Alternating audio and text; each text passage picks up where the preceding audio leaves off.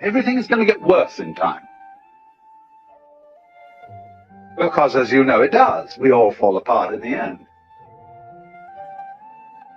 Everything falls apart. Institutions, buildings, nations, it all crumbles. And people say, well, that's an awfully pessimistic philosophy. Well, is it? I would rather say that the people who have hope in the future are the miserable people. Because they're like donkeys, chasing carrots that are dangled before their noses from sticks attached to their collars. And they pursue and they pursue in vain, always hoping that tomorrow will be the great thing, and therefore incapable of enjoying themselves today. People who live for the future never get there, because when their plans mature, they're not there to enjoy them. They're the sort of people who spend their lives saving for their old age, and trying to teach their children to do the same thing, so that when they retire at 65, you know, they have false teeth and wrinkles and prostate trouble and all that sort of thing. Where were you going? What did you think it was all about? Furthermore, the fact that life is transient is part of its liveliness. The poets, in speaking of the transience of the world, always utter their best poetry. You know, our revels now are ended. These our actors, as I foretold you, are all spirits, and are melted into air, into thin air. And like the baseless fabric of this vision, the cloud-capped towers, the gorgeous palaces, the solemn temples, the great earth itself, aye, all which it inherits shall dissolve. And like this insubstantial and pageant faded, leave not a rack behind. We are such stuff as dreams are made of, and our little life is rounded with a sleep. And said so well, it doesn't seem so bad after all, does it?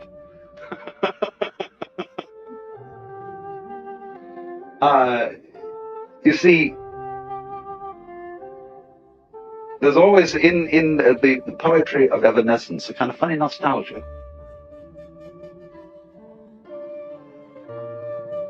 Moralists will say, those lovely lips which you so delight to kiss today will in a few years rot and disclose the grinning teeth of a skull. So what?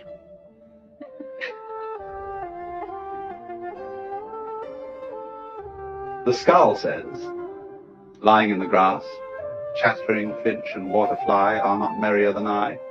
Here among the flowers I lie, laughing everlastingly. No, I may not tell the best. Surely, friends, I could have guessed. Death was but the good king's jest. It was hid so carefully. And monks used to keep skulls on their desks. And people nowadays think that was very morbid. I went and visited a chapel in the Via Veneto in Rome, where there's a crypt where all the altar furnishings are made out of human bones. The altars are piles of skulls. There are rib bones arranged across the ceiling like floral patterns, with vertebrae representing flowers. And they're all dead Capuchin monks. And there's a funny little monk collecting the admissions up at the top. And he has one of the funniest grins on his face I've seen in a long time. I said to him, you know, on the day of resurrection, there's going to be an awful lot of scuttling up this narrow staircase. People trying to reassemble their bones. Oh, dear Father, isn't that my fifth metatarsal? So, the whole idea, you see, is that everything's falling apart. So don't try and stop it. When you're falling off a precipice, it doesn't do you any good to hang on to a rock that's falling with you. See? But everything is doing that. And so, again, this is another case of our completely wasting our energy in trying to prevent the world from falling apart. Don't do it. And then you'll be able to do something interesting. with the free energy. So that's moksha. Because when the Hindu says everything is unreal,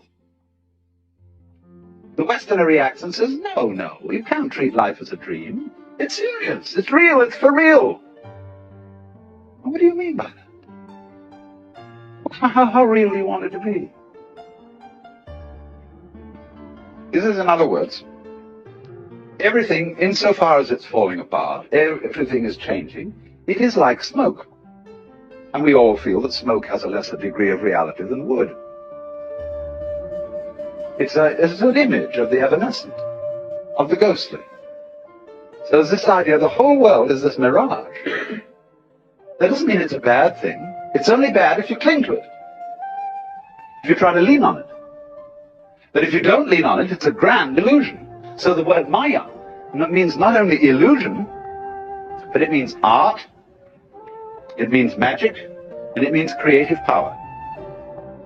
A dancing play of smoke. Fascinating, yes, but don't lean on it. Life is a bridge, says one of the Hindu sayings. Pass over it, but build no house upon it. And so immediately you see that. This is responsible for the enormous gaiety of certain Hindu sages. This is the thing that often puzzles Westerners. The element of, they expected anybody who's an ascetic or a sage or something to be rather miserable, with a glum face. But on the contrary, you take this character who's going around these days, that Maharshi Mahesh, he's always laughing. Because he sees through it. He looks on every side, and there is the face of the beloved, of the divinity, in everybody, in every direction, in everything, playing at being you. And you can look down into a person's eyes, way, way in, and you see the self.